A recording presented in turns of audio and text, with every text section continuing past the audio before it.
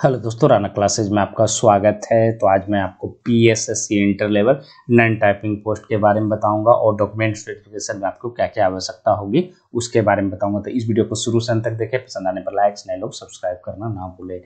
तो ये cut off क्यों बना रहा हूँ, कई बार है जो कि कट ऑफ्स का टाइपिंग और फिजिकल की कट ऑफ क्यों नहीं बता रहा हूँ। उसका कारण क्या है कि अभी टाइपिंग की परीक्षा अभी भी क्लियरिटी उसमें नहीं है कि क्या वो सीटें उसमें खाली रहेगी या उसमें जो है आपको 35 वर्ड है, बहुत सारे लोग उसमें की स्ट्रोक भी अपने से जोड़ रहे हैं। तो ये देखना होगा, इसलिए मैं सिर्फ अभी नॉन टाइपिंग का ही पोस्ट टाइपिंग का कट ऑफ बता रहा हूँ। और ये बहुत चर्चा में भी है क्योंकि जिनकी टाइपिंग खत्म हो गई, कोई परीक्षा नहीं है, अन्य परीक्षा नहीं, वो दूसरी परीक्षाओं के बजाय इसी टाइपिंग में ले। तो ये कट ऑफ है जो कि मैं पहले ही बताया था, लेकिन एक जो अभी जो है, और दो तरह के कट ऑफ चर्चा है। पहला तो एक है कि खुश करने के लिए 9500 भी बताया जा रहा है, और कुछ लोग हैं जो कि 115-20 भी बता रहा है। ऐसा भी कुछ नहीं है, आप लोगों को डरने की जरूरत नहीं है।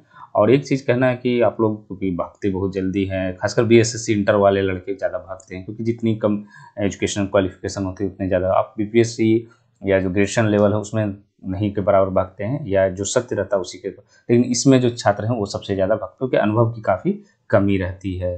तो ये आप है जो कि नेगेटिविटी से दूर रहें, और भागने समय जरूर सोचें कि कौन सही कह रहा है और कौन गलत कह रहा है। तो ये एक चीज़ देख ले। तो जनरल का कट ऑफ है जो कि आपको 105 से 110 जा सकती है। 105 110 क्यों कह रहा हूँ, 105 इसलिए कह रहा हूँ क्योंकि 2016 वाला जो मैटर है उसको मैं दिखाने का प्रयास कर रहा हूँ। ये आपको देख सकते हैं, इसमें स्पष्ट लिखा हुआ था 2016 वाला मैटर है जो कि अभी सबसे ज़्यादा चर्चाओं में है। बीच से ये बंद था, लेकिन जैसे ही अब नज़दीक आ रही है, क्योंकि लोग बैठे हुए हैं तो चाहते हैं कि जल्द से जल्द जो कि नौकरी लग जाए, और 7 साल भी हो गई है। तो ये आप देख रहे हैं कि ये जो था आपको 23/1/2006 निर्धारित किया विज्ञापन की शर्तों के अनुसार, जो 1/8/2014 था उसके स्थान पर 23/1/2006 ये अधिकतम हो। ये कोर्ट का आदेश है, ऐसा नहीं कि बीएसएससी का, ये कोर्ट के आदेश है। इसमें आप देख सकते हैं CWJC 17,465 2014 में विजय कुमार राय के में दिया गया था, और 25 से 2015 को इसका आया था। उसी के आलोक में जो कि ये जो दिया गया था कि आप 22/2/2016 से 13/3/2016 के बीच है जो कि 12 बजे तक भर सकते हैं। और ये मुद्दा क्यों गर्म है, उम्र सीमा का लाभ जिनका है जो कि इनको जो 14 मतलब क्या हो गया, 6 से जो 14 के बीच में जिनकी अधिकतम उम्र सीमा पूर रही थी, मतलब 6 से तक भी पूर रही थी, वो भर सकते थे। और यहाँ पर ये जो सबसे बड़ा मुद्दा है, इस सूचना के आलोक में ऑनलाइन आवेदन उन्हीं अभ्यर्थियों को जिनके उम्र सीमा का लाभ वांछित है। और हुआ क्या है कि बहुत सारे अभ्यर्थी जो है आपको इसमें फॉर्म भर दिए हैं, जो उम्र सीमा का लाभ के बजाय जो नए लड़के थे वो भी भर दिए। और उनका जो भरे हैं उनका कहना है कि आयोग को कुछ ऐसा निकालना चाहिए कि भरा, हालांकि आयोग इतना मुश्किल है। तो फिर उनकी परीक्षा क्यों ली गई, और तो क्योंकि आपके ये एडमिट कार्ड या विज्ञापन में साफ लिखा हुआ है कि ऐसा नहीं है कि आप परीक्षा दे दिए और आप है जो कि अर्हता के योग हो गया, आपको कभी भी है जो कि किसी भी वक्त है जो कि आपको निकाला जा सकता है। तो आयोग ने क्या कहा कि आयोग का कहना है कि ये मेरा काम है, अभ्यर्थियों का काम नहीं है इस पर टेंशन लेना। मैं इस अभ्यर्थी क्या चाहते हैं, दो चीज़ चाहते हैं कि मेरिट रिजल्ट के जो कि पहले आ जाए, कि मेरिट लिस्ट के पहले बाहर कर दिया जाए, कि क्योंकि इनकी जब मेरिट लिस्ट आएगी और फिर दोबारा कब आएगी ये कहना मुश्किल है। तो ये लड़के चाह क्या रहे हैं कि ये जो है इसके आधार पर मेरिट लिस्ट के पहले ही बाहर कर दिया जाए। हालांकि ये थोड़ा सा तर्क संगत नहीं लगता, बिना डॉक्यूमेंट्स देखे आप, बिना जब क्योंकि परीक्षा इन्होंने दे दिया है तो डॉक्यूमेंट वेरिफिकेशन भी सबसे उपयुक्त है कि आपको डॉक्यूमेंट वेरिफिकेशन को छाटा जाए। हाँ, लेकिन एक चीज़ आयोग को कर सकता है कि डॉक्यूमेंट वेरिफिकेशन में इन लोगों को बाहर करके फिर से जो कि रिजल्ट है जो कि उनको दिया जा सकता है, और तुरंत ही देना पड़ेगा, क्योंकि तब तक सीटें क्लियर ना हो जाए तब तक है जो कि, तो कहीं ना कहीं है जो कि ये डॉक्यूमेंट वेरिफिकेशन तक हो सकता है आपको इंतजार करना पड़ सकता है। तो 16 वाले जो चाह रहे हैं कि बाहर हों उनके लिए। और तो ये कट ऑफ की चर्चा इसीलिए कर रहा था। ये सब अगर घटनाएं और पंचायत सचिव पूरी तरह नॉन टाइपिंग पोस्ट हो जाती है, अगर वो टाइपिंग पोस्ट होती तो कट ऑफ क्या और गिरेगी उसकी, लेकिन अगर नॉन टाइपिंग ही मानकर चला जाए तो ये 105 तक दो कंडीशन के कारण, बहुत सारे को BC MBC की गलतियाँ हैं, और आपके विज्ञापन में स्पष्ट लिखा हुआ है कि आपको BC MBC हैं। तो आपको अगर कैटेगरी कुछ भी रहे, बहुत सारे लोग कह रहे हैं कि नहीं मैं तो EBC हूँ, मेरा BC के लायक भी नंबर रहेगा तो मुझे होना, ऐसा नहीं है। तो आपको जो कि ये इसमें जनरल माना जाएगा। और बहुत सारे लोगों को प्रॉब्लम है कि उस समय BC थे, अब EBC हो गए, तो इसके लिए ये आयोग भी जान रहा है, इसके लिए आपको टेंशन नहीं है, क्योंकि अभी जो आपकी कास्ट बनेगी वो क्या बनेगी, आप अगर BC अभी EBC तो अभी EBC बनेगी, तो क्या BC का सर्टिफिकेट उस समय दिखाना पड़ेगा। तो उनके साथ ये प्रॉब्लम हो सकती है। वो खोज सकता है कि आप उसमें बीसी थे तो उसका प्रमाण दीजिए कि आप बीसी थे उस समय, और तब यहाँ पर लड़के फिर फंस जाएंगे। बहुत सारे जो लोग वेरिफिकेशन उनसे पूछते हैं कि नहीं नया वाला ही पुराना कहाँ पर, लेकिन इस मामले में पूछा जा सकता है। और मैं बार बार कह रहा हूँ कि जब भी आप फॉर्म भरें उस समय तक डॉक्यूमेंट्स रखना। तो इसका आपने देखा होगा 2010 जो इधर सीजीएल की हो रही थी उसमें डीक्यू कब का मांग दिया, 2010 के पहले का। तो आप लोग अलर्ट नहीं रहेंगे तो ये सब परेशानियाँ जो कि रहेगी। और आधी अधूरी जानकारियाँ, सबसे बड़ी चीज़ है कि खासकर इंटर लेवल वाले छात्रों में बहुत आधी अधूरी जानकारी, इसी कारण है कि बहुत सारे लोगों ने गलतियाँ की है। तो आप लोग जो कि सही जानकारियाँ रखें, अगर नहीं है तो निगेटिविटी और अनुभवी लोगों से, जो भी अनुभवी हैं आपके आसपास हों या दोस्त हों जो भी हों, उनसे आप अनुभवी लोगों से ही राय लें। जिनको आधा ही नॉलेज है उनसे आप परेशानी पड़ सकता है। बहुत लोग पढ़े हुए हैं और इनको डॉक्यूमेंट वेरिफिकेशन में पता चलेगा कि ये कितनी बड़ी गलतियाँ कर चुके हैं। तो ये बहुत सा कट ऑफ के बजाय दूसरी जगह चला गया मैं। तो 105 से 110 इसी लिखा, 110 से ज़्यादा क्या नहीं जाएगी, लेकिन 110 के अराउंड ही रहेगी, इससे ज़्यादा भी नहीं जाएगी। और क्या क्वेश्चन का लेवल इतना ये था कि अचानक है जो कि 105, क्योंकि फिजिकल का रिजल्ट है जो कि बहुत चीज़ बता रहा है आपको।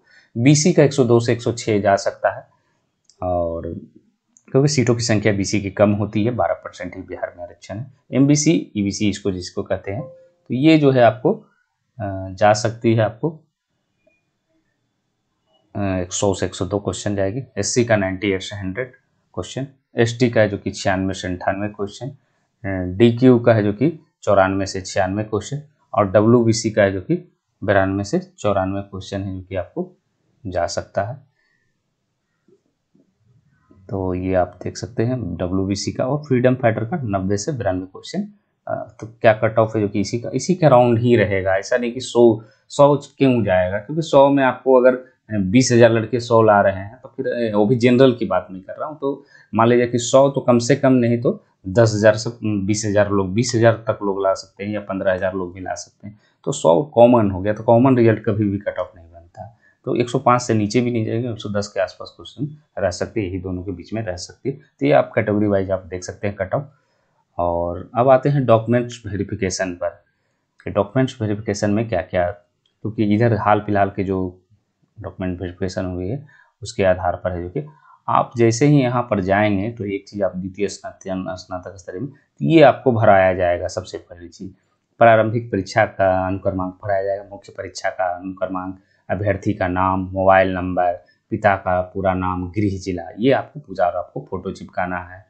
और ये जो है आपको जन्म तिथि, उम्र का सत्यापन आपसे कराया जाएगा यहीं पर, और जो आपके विज्ञापन में है उसी के आधार पर है जो कि कराया जाएगा। अधिकतम उम्र सीमा जो कि 2006 दिया जाएगा, और इसमें 2014 दिया जाएगा। अगर सरकारी सेवा में है हाँ या नहीं ये आपको भरना है। भूतपूर्व सैनिक है जो कि हैं या नहीं ये आपको भरना पड़ेगा। उसके बाद क्या है, जाति है जो कि क्रीमी लेयर रहित जाति प्रमाण पत्र निर्गत करने की तिथि और निर्गत करने का नाम ये दिया रहेगा, इसको आपको भरना है। और इसमें दिया हुआ है, इसमें 2013 से पूर्व निर्गत है तो स्वघोषणा पत्र, अधिक प्रमाण पत्र है जो कि अगर तक पास अधिक दिनांक 31/3/2013 से पूर्व निर्गत है तो स्वघोषणा करें, मतलब पहले का है तो ये घोषणा करना है। और ये आपको दिव्यांगता को भरना है, और मैट्रिक इंटर तक ही रहेगा। अगर आपके पास तकनीकी योग्यता है या अनवांछित योग्यता है तो वो आपको लिखना पड़ेगा। ये सब है जो कि आपको फिर हस्ताक्षर करके ये आपको देना पड़ेगा। फिर डॉक्यूमेंट फिर इसकी जांच दल के द्वारा जो कि जांच किया जाएगा। तो कहीं ना कहीं है जो कि आपको देख रहे हैं कि ये सब प्रक्रिया से आपको गुजरना पड़ेगा। अब किन किन डॉक्यूमेंट्स की जो कि ज़रूरत पड़ सकती है तो वो देखना है। तो ये आपको प्रथम स्नातक स्तरीय में आप देख रहे हैं क्या क्या चीज़ का जो हाल ही में हुआ है। इसमें आपको मैट्रिक का है जो कि आपको सच उत्तीर्णता अंक पत्र और प्रमाण पत्र, मतलब अंक पत्र भी चाहिए और प्रमाण पत्र दोनों चाहिए, ओरिजिनल चाहिए। शैक्षणिक योग्यता क्योंकि आपको इंटर है इसमें, तो इंटर संबंधी अंक पत्र है जो कि या प्रमाण पत्र है जो कि आपको देना पड़ेगा। और एक चीज़ मैं बताना भूल गया, तो बहुत सारे लोग हैं जो कि जो ग्रेजुएशन किए हुए हैं, तो क्या ये स्नातक भर सकते हैं या नहीं, एकदम भरना चाहिए। इसलिए भरना चाहिए क्योंकि आयोग को ये पूरी जानकारी होनी चाहिए कि आपने है जो कि बहुत सारे लोग क्या करते हैं छिपा लेते हैं, ये आगे जाकर आपको परेशानियां कर सकती है। इसीलिए जो स्नातक किए हुए हैं जो इंटर स्तरीय में भी, वो जरूर इसको भरे, भले ही डॉक्यूमेंट्स देना क्यों ना पड़े, दिखाना क्यों ना पड़े। तो आप लोग जो कि ये गलतियां ना करें, बहुत सारे लोग नहीं जानकारी रहने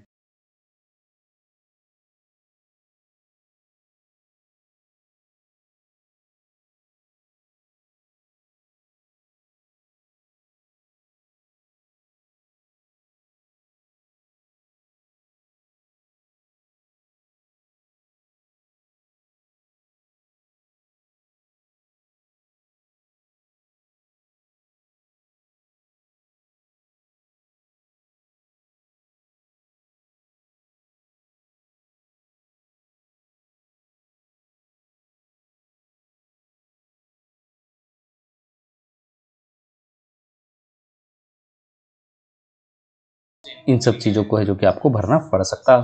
आप देख रहे हैं मैट्रिक्स या समकक्ष उत्तीर्णता का जो कि उत्तीर्णता का अंक पत्र और प्रमाण पत्र दोनों ओरिजिनल चाहिए। और शैक्षणिक योग्यता क्योंकि इसमें इंटरमीडिएट है तो आपको इंटरमीडिएट का अंक और प्रमाण पत्र दोनों ओरिजिनल चाहिए, प्रोविजनल नहीं चलेगा, फिर आप फंस सकते हैं। मुख्य परीक्षा क्योंकि जो आपकी हुई है वो निर्गत प्रवेश पत्र है जो कि जरूर ले जाएं। जिनके पास नहीं है वो जो कि परेशान होने की जरूरत नहीं है, क्योंकि मेरे आंख के सामने ही क्या हुआ था, मैं जो वेरिफिकेशन था उनका भी एडमिट कार्ड नहीं था मेंस का।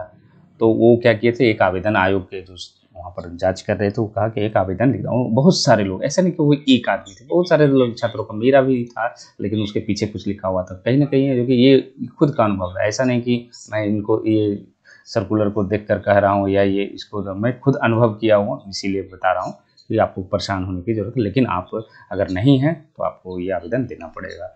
अनुसूचित जाति अनुसूचित जनजाति अभ्यर्थियों के लिए अनुमंडल पदाधिकारी द्वारा निर्गत, ये आपको बहुत कम जगह मिलेगा। तो ये आप ये ध्यान रखें कि आपको एसडीओ से जरूर निर्गत होना चाहिए, एससी एसटी और बीसी ईबीसी, क्योंकि बिहार के लिए आपको ओबीसी नहीं लगती है, बीसी और ईबीसी, इसको एमबीसी पहले कहा जाता था, वो है जो कि जिला पदाधिकारी या अपर समाहर्ता का। और सरकारी सेवा में 3 वर्ष की निरंतर सेवा संबंधी ये प्रमाण पत्र, ये किन को चाहिए, ये उनको चाहिए जो उम्र सीमा का लाभ सरकारी सेवा में रहते हुए ले रहे हैं, जिनकी उम्र पार कर गई है। और रूल्स क्या है कि अगर आप बिहार सरकार में हैं तो बिहार सरकार की वैकेंसी में अगर 3 साल आपकी जॉब कंफर्म हो गई है तो आप 5 साल की छूट ले सकते हैं उम्र संबंधी। भूतपूर्व सैनिकों के लिए प्रतिरक्षा सेवा बिताए गए संबंधी प्रमाण पत्र के सक्षम पदाधिकारी द्वारा निर्गत स्थायी प्रमाण पत्र, तो ये जो है आपको प्रमाण पत्र सीओ से जो कि चल सकता है। और सक्षम पदाधिकारी द्वारा निर्गत दिव्यांगता प्रमाण पत्र सिविल सर्जन से भी चलेगा इसमें। और फोटो पहचान पत्र ये सब आपको ले जाना पड़ेगा। और 3 पासपोर्ट साइज रंगीन, 3 से 5 भी हो सकती है, ये चेंज भी हो सकती है। तो कहीं ना कहीं आपको सावधानियां क्या क्या बरतनी, ये आपको बहुत कम जगह सिर्फ सक्षम पदाधिकारी मिलेगा।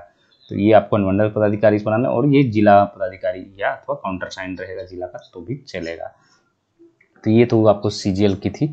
अब इसमें भी आप वही देख सकते हैं स्टेनो वाले में क्या है, तो आपको लिखित, क्योंकि यहाँ पर लिखित एक ही परीक्षा हुई थी इसलिए लिखित परीक्षा का प्रवेश पत्र है। और यहाँ भी है जो मैट्रिक का अंक प्रमाण पत्र है और इंटरमीडिएट का है। एससी एसटी का भी वही सक्षम पदाधिकारी यहाँ लिखा हुआ है। तो ये सेम प्रक्रिया आप देख रहे हैं, बीएसएससी की यही एक प्रक्रिया चल रही है। तो इसी के अनुसार है जो कि आपको डॉक्यूमेंट, हाँ कुछ लोगों के नाम गलत हैं, कुछ लोगों ने डेट ऑफ बर्थ गलत भर दिया है, तो उसका जो उस समय का सबसे बेस्ट है वो आपको एफिडेविट लगेगा और वो उसमें बताया जाएगा कि आप क्या कर सकते हैं। तो ये एफिडेविट से आपके छोटे मोटे नाम, अगर माता जी के नाम गलत है, पिताजी के नाम या आपके नाम गलत है, तो ये उस समय दूर हो सकते हैं। आपको एफिडेविट आपको कराकर देना पड़ेगा। तो इन सब है जो कि परेशानियों से है जो कि आपको अभी गुजरना। उसके बाद क्या होगी, क्योंकि आपकी मेरिट लिस्ट बन जाएगी, डॉक्यूमेंट होगा, आपका सिलेक्शन होंगे, तो उसके बाद आपको एक करेक्टर सर्टिफिकेट बनाना पड़ेगा, आपको एक और अटेस्टेशन फॉर्म भरना पड़ेगा। उसमें रहेगा कि आपने कितने वर्ष जो कि कहाँ कहाँ बिताए हैं, उस पर फिर पुलिस वेरिफिकेशन होगी और भी बहुत सारी जानकारियाँ रहती है। तो उसको है जो कि उसके बाद है जो कि आपकी पोस्टिंग होगी। तो क्या बीएसएससी पुलिस वेरिफिकेशन के बाद ही है जो कि बहाल करती है। तो हम लोगों के साथ सीजीएल 1 में ये हुआ था कि पहले जो पुलिस वेरिफिकेशन भेजा गया और 3 महीने तक है जो कि नहीं हुआ था, और 3 से 6 महीना भी होने जा रहा था। तो हम लोगों ने जनता दरबार में गए थे, तो वहाँ पर उन्होंने कहा कि आप अंडरटेकिंग लेकर भी ज्वाइनिंग कर, उसके बाद ज्वाइनिंग की सारी डेट आ गई। मतलब पुलिस वेरिफिकेशन के बाद तो क्या ज्वाइनिंग है जो कि इस साल हो सकती है आपकी, अगर आप लोग चाहेंगे तो निश्चित रूप से आपको दिसंबर तक हो सकती है। तो इसी के साथ धन्यवाद।